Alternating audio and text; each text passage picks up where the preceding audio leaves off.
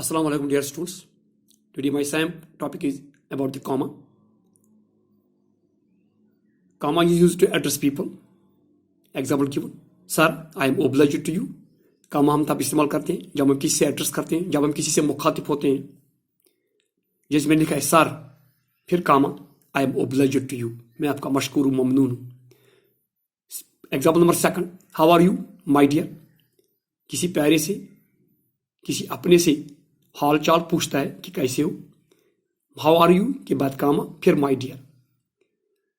एक और example. Come here, यहां आ जाओ. लिटिल गर्ल, या लिटिल गर्ल से एड्रेस करता है, लिटिल गर्ल से मुखातिब है. कम हियर के बाद कामा, फिर लिटिल गर्ल. तो इस तरह हम जब हम एड्रेस करते हैं किसी से तो हम पहले कामा का इस्तेमाल करते हैं.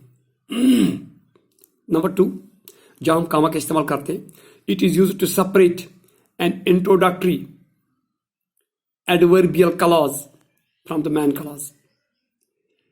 एडवर्बियल क्लॉज को मैन क्लॉज से अलग करना है.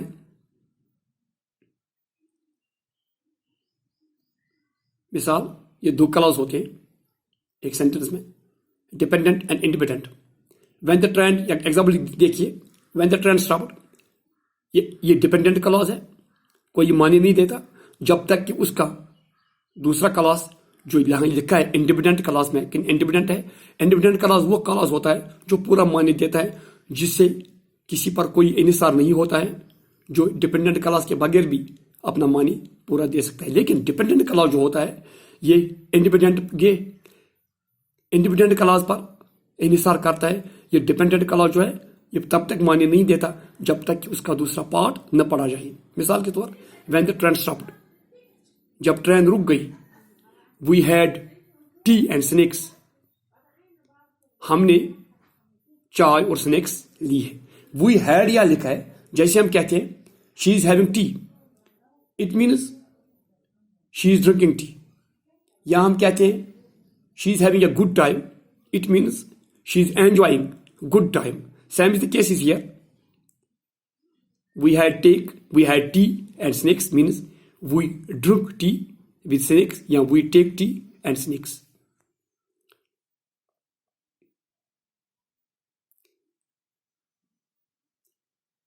If you do not come tomorrow, mother will be angry. Mother will be very angry.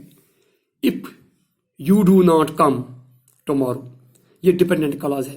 Mother will be very angry, मां बहुत नाराज होगी. लिहाजा दूसरा पार्ट जो है ये इंडिपेंडेंट है, पहला जो है ये डिपेंडेंट है. लिहाजा ये एडवर्बियल क्लॉज के बाद हम कामा का इस्तेमाल करते हैं, या डिपेंडेंट क्लॉज के बाद हम कामा का इस्तेमाल करते हैं, तब हम उसका दूसरा क्लॉज पढ़ते हैं. और दूसरे क्लॉज के एंड पर हमने फुल स्टॉप का इस्तेमाल करना है. यानी दूसरा सेंटेंस जो बनता है, ये बनता है assertive clause, assertive sentence. Mother will be very angry. इसी तरह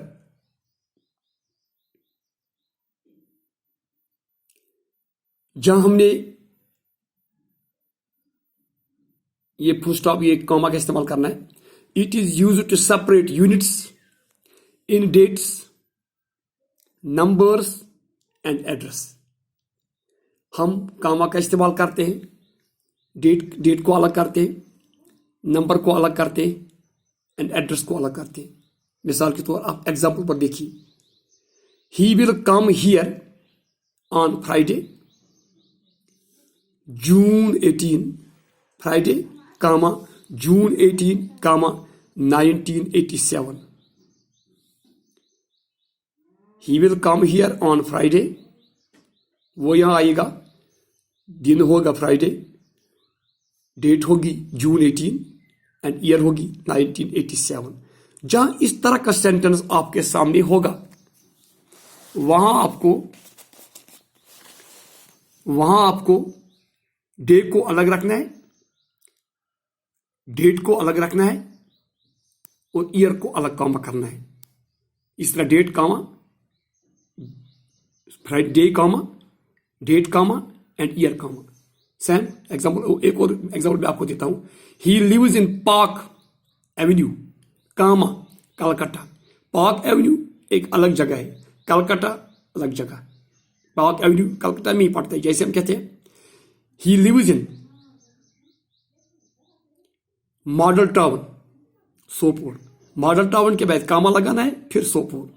या मैं कहता हूं he came from Lal Chowk Srinagar, he came from Lal Chowk अलग, श्रीनगर अलग। इस तरह यहां हमने लिखना है पार्क एवेन्यू कामा फिर कलकत्ता। या मैं कहता हूं ही इज फ्रॉम सोपरनागमा कामा काजियाबाद, काजियाबाद अलग, यानी काजियाबाद में ही सोपरनागमा पड़ता है। इस तरह सोपरनागमा को अलग कामा करना है, काजियाबाद के अलग, काजियाबाद के बाद फुल स्टॉप। जिस तरह यहाँ एवेन्यू को कामा करना है कलकत्ता के बाद फुल स्टॉप, या मॉडल टाउन के बाद कामा करना है सोपोर के बाद full stop. He came from model Town Sopore, यानी ये मॉडल टाउन से आया है, पता चला कि मॉडल टाउन सोपोर में ही पड़ता है। इस तरह एवेन्यू को कामा फिर कलकत्ता फुल स्टॉप। एक और example, Rashid born on Tuesday day January 15 month 2010, ये हो गया ईयर। इस तरह हमने कामा का इस्तेमाल करना है इन डेट्स, नंबर्स या एड्रेस में। एड्रेस पर यहां मैंने लिखा है he lives in Park Avenue, ये हो गया एड्रेस।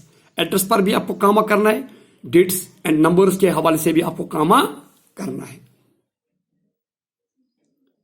जहां किसी का अता पता हो वहां भी कामा लगता है। जहां किसी की पैदाइश के बारे में या किसी के आने के बारे में या किसी के जाने के बारे में डेट और नंबर के हवाले से बात होगी, वहां भी डेट को हमने नंबर से अलग करना होता है। ठीक है, अच्छा बेटो, और कामा हम इस्तेमाल करते हैं एक और जगह। Comma also use it before but and or to emphasize contrast or alternate, यानी कामा हम जहां आपको बट, ब्यूटी बट या ओ और का सामना करना पड़े वहां भी आपको कामा का इस्तेमाल करना है। मिसाल एक देता हूं मैं, I would love to go to the theatre, I would love to go to the theatre tonight, I would love to go to the theater tonight, but I am too busy. I would love to go to the theater tonight के बाद कामा, जो ही आपको but आगे मिला तो but से आगे कामा, फिर but I am too busy, लेकिन मैं बहुत मशगूल हूं, किसी काम में पड़ा हूं, फुर्सत नहीं है मेरे पास, लेकिन but के बाद आपको कामा करना है।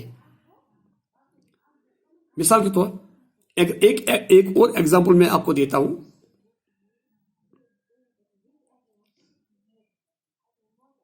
आई want to play cricket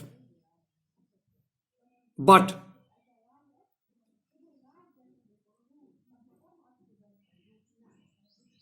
I have no time at all. But के बाद आपने फिर कामों का इस्तेमाल किया है। या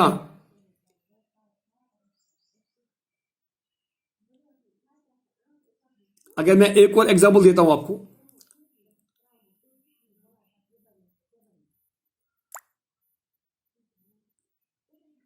do you want to eat sweets और